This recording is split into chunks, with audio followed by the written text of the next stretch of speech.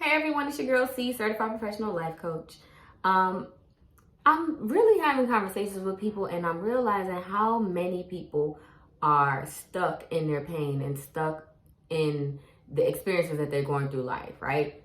Blaming other people. Listen to the stories. I really sit back and I listen to the stories that people say about themselves and about other people.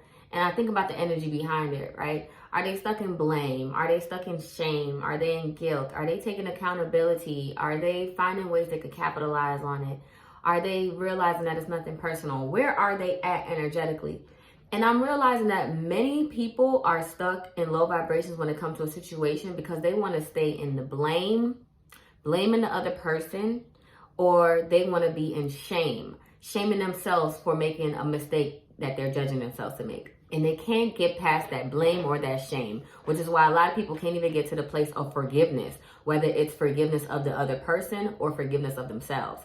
And so when you find yourself stuck, I would really love to fluff you up and hug you and say, oh, everything is going to get better. But nothing is going to get better until you get better. And how you get better is by taking accountability for what's happening in your life. Taking accountability. And what that means is, what does accountability look like? It's when you get to a place where you're seeing that, hey, this isn't working for me because I've been stuck for XYZ days and being stuck makes me feel like XYZ. And you're like, you know what? I need to get my ass up and take responsibility for my happiness. I need to get my ass up and take responsibility for how I want my future to play out. So what is it that this situation is displaying to me? And you start by looking at all of the things that you did not like, because obviously that's where you're at, right? I think a lot of times we stay in our heads when it comes to processing situations and we never put it on paper, so we're not actually processing. Processing, getting it out of you, right? That's why a lot of people talk to a therapist, they talk to a coach, because they can't get it out of them. They can't get their thoughts out of themselves. So you have to learn how to process your information. And a lot of times, if you don't have a coach, if you don't have a therapist, you have a pen and paper. You have a notebook. So it's really no excuse. And you take what's in your head and you write it out. You process it. You get it out on paper. What did they reflect to me that I didn't like? Right? Oh, they were jealous. They were toxic in how they spoke to me. They were disrespectful. They were judgmental. You write all these things down that pissed you off, and you see how you are a match to that emotion. What about you made you a match to someone who's jealous?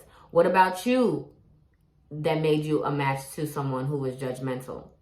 Because you have to also have that to be a match to it, or you have a complement to it. So get in the habits of taking accountability and then seeing what is it that you actually need. Okay, because I am insecure within myself, I attracted a jealous partner who made me feel as if I was wanted and needed.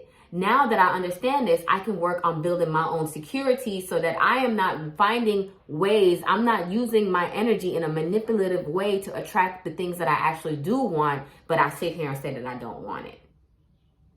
That might have went over some of y'all heads. But again, think about what is it that you are attracting and figure out how you are matched to it.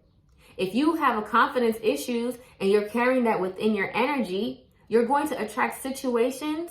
If you don't meet your need directly by working on building your confidence and meditating, trusting your higher self, trusting your gut, and actually following through with it, those are the things that build your confidence. Busting through your fears, knowing when something is right for you, and regardless, you just make that decision and you stick to it. Trusting yourself. That's what's going to build confidence. So make move towards that.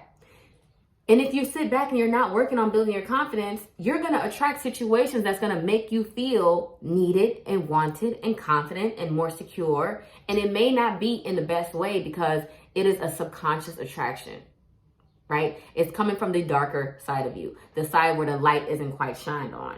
So it's not going to be as in your face as it would if you would learn how to meet your own needs by being true to yourself. It's going to be on a back burner.